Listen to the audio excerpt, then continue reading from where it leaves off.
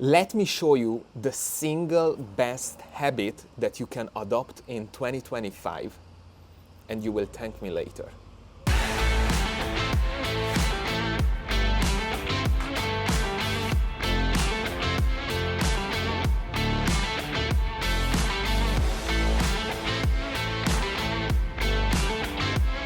You may have heard that journaling is about you need to write down the 3 things you are grateful for every single morning. You have to write down how many miles have you ran. You have to track your habits on a daily basis. You have to track your food intake and your calories and your fats and everything like that. But I do consider that the fact that you just simply dump your brain's ideas, it feels different. I started journaling because I personally felt stuck and I was not sure where my life goes, either way, professionally, personally, or just like me by myself. And I needed some clarity. And I stumbled upon one of random YouTube videos from Ali Abdaal where he was speaking about journaling. And I started that again. I think I had my first trying in 2023, but I did it in Notion and in a digital format, and it was just like, nah, that's not working for me. So I bought my first journal and I started writing everything that was on my mind, like business ideas, vlog ideas, personal problems, to-do lists, shopping list, what type of repairs do I need to make on my cars, what type of gadgets do I want to have, what are the books I want to read, what are the travel destinations I want to travel during this year and during the upcoming next years, what are my investments. There is no guidance because I really like to journal in an empty book, so it's like totally empty. I have the flexibility to do whatever I like to do in it. It's one of the habits that I think I don't need to remind myself to do because it got so natural in less than a few weeks that if I don't do it, I will feel that, hey, something is missing from my day.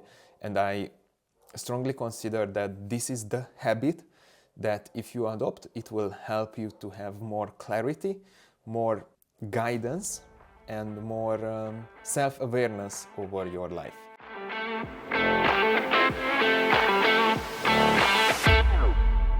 Currently, I am using a completely empty notebook where I have the possibility to draw, to write, and to craft whatever I want. Based on the experience so far, I will stick to the empty page layout. I have tried the big format as well. This one seems a little bit way too much for me and I did not felt comfortable with it. I am using another example of it for my writings about things that I learn.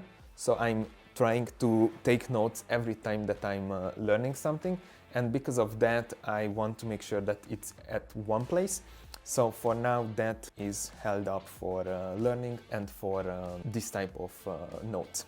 Creativity is endless and you can use it as you want. You can use it for to-do list at the beginning of the book. You can keep your bigger goals in it. You can keep your groceries in it, or you can print out some helpers like I do. I have these helper files. It's more of a cheat sheet or a cheat code. So I have this from Ali Abdaal. I printed it out because it's easier to have it always on demand in my hand, and it's easier to understand every single time what I'm trying to do. And basically I'm using this when I get stuck. When I feel like I want to open my heart or my mind to the book, but I'm not sure where to start with. So I'm doing it that I'm randomly picking a question.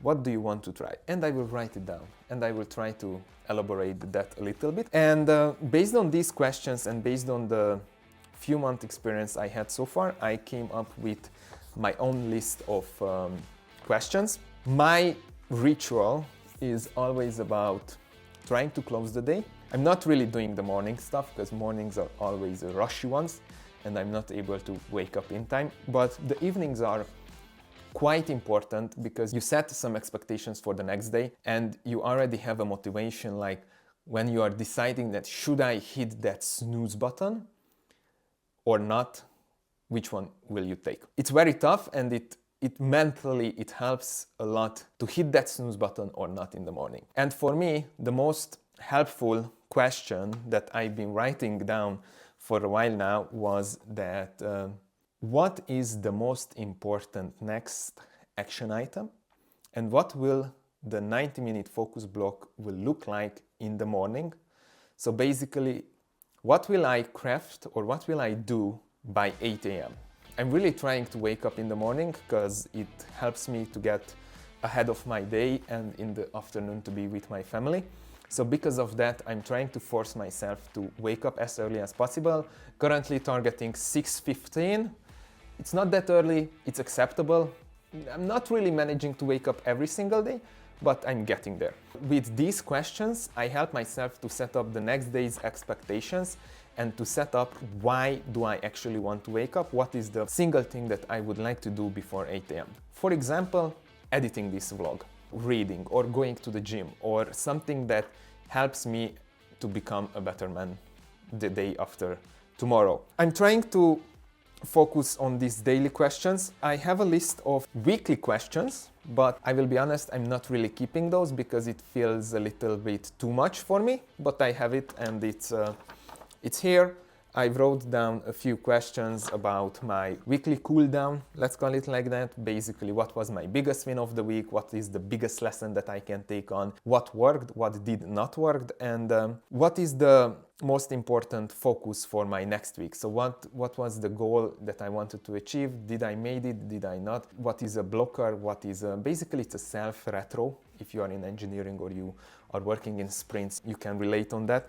But it actually works because I realized that I have problems with problems that should not be a problem. Wow.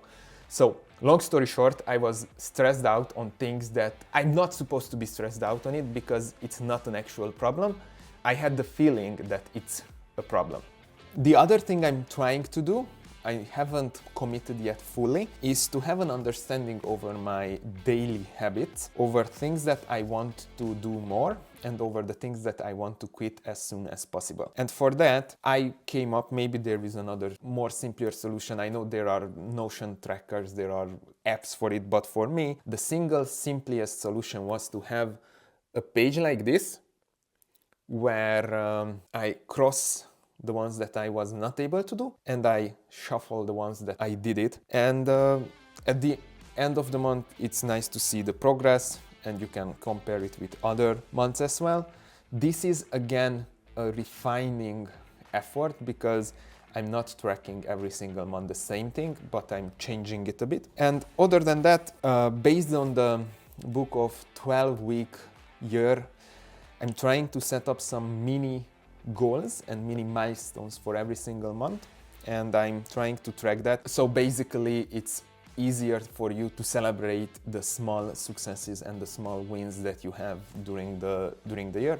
For example, for this month, one of the goals or the milestones are that I film at least 3 vlogs during the month, at least raw, and I will edit it later if that's needed, but this is something that I really want to do and I really want to make a commitment towards.